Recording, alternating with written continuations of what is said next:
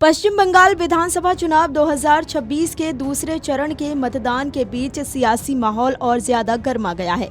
तृणमूल कांग्रेस प्रमुख और मुख्यमंत्री ममता बनर्जी ने केंद्रीय सुरक्षा बलों पर गंभीर आरोप लगाए हैं। उन्होंने दावा किया कि मतदान के दौरान उनके समर्थकों के साथ अत्याचार हुआ है और लोकतंत्र की मूल भावना को चोट पहुंचाई जा रही है।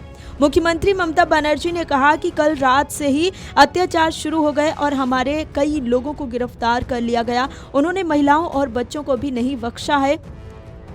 ये अदालत की अवमानना है। मैंने इस तरह का लोकतंत्र कभी नहीं देखा। तृणमूल कांग्रेस चुनाव जीत रही है। सीआरपीएफ इस तरह लोगों को प्रताड़ित नहीं कर सकती। किसी भी बूथ पर राज्य पुलिस नजर नहीं आ रही है। सब कुछ उन्होंने अपने कब्जे में ले लिया है। उन्हें सीमाओं की सुरक्षा करनी चाहिए, लेकिन इसके बजाय वे एक राजनीतिक दल को फायदा पहुंचाने में लगे हुए हैं। मैंने 1984 से चुनाव लड़ा है, लेकिन इस तरह के अत्याचार पहले कभी नहीं देखे।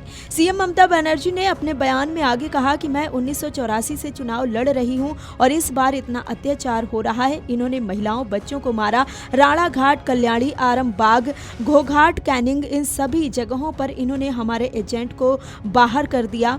क्या यह स्वतंत्र और निष्पक्ष चुनाव है?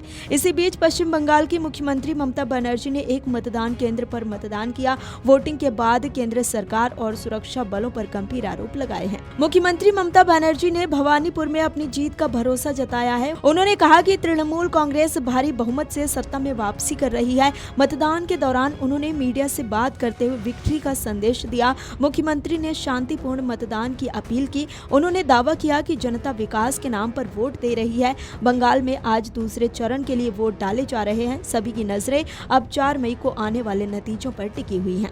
वहीं पश्चिम बंगाल कांग्रेस अध्यक्ष शुभंकर सरकार ने चुनाव आयोग और सुरक्षा बलों पर गंभीर आरोप लगाए हैं। उन्होंने कहा कि चुनाव आयोग एक तरफा काम कर रहा है और पूरी तरह विफल रहा है। कांग्रेस नेता के अनुसार मतदान केंद्रों पर लंबी कतारें हैं और बुजुर्गों का कोई ख्याल नहीं रखा जा रहा है। उन्होंने दावा किया कि भाजपा और टीएमसी के बीच केवल दिखावे की लड़ाई है, जबकि असल में दोनों मिलकर आयोग का फायदा उठा रहे हैं।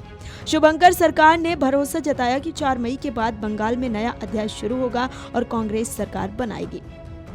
बता दें कि पश्चिम बंगाल में बुधवार को विधानसभा चुनाव के दूसरे चरण में 142 सीटों पर मतदान कराए जा रहे हैं। बंगाल की जनता इस मतदान में 1448 प्रत्याशियों की किस्मत का फैसला करेगी। राज्य में एक तरफ ममता बनर्जी के नेतृत्व में तृणमूल कांग्रेस चौथी बार सत्ता में वापसी की कोशिश कर रही है, तो वहीं दूसरी तरफ भाजपा ने पहली बार कमल खिलाने के लिए अपनी पूरी ताकत झोंक दी है। Video desk amarujala.com।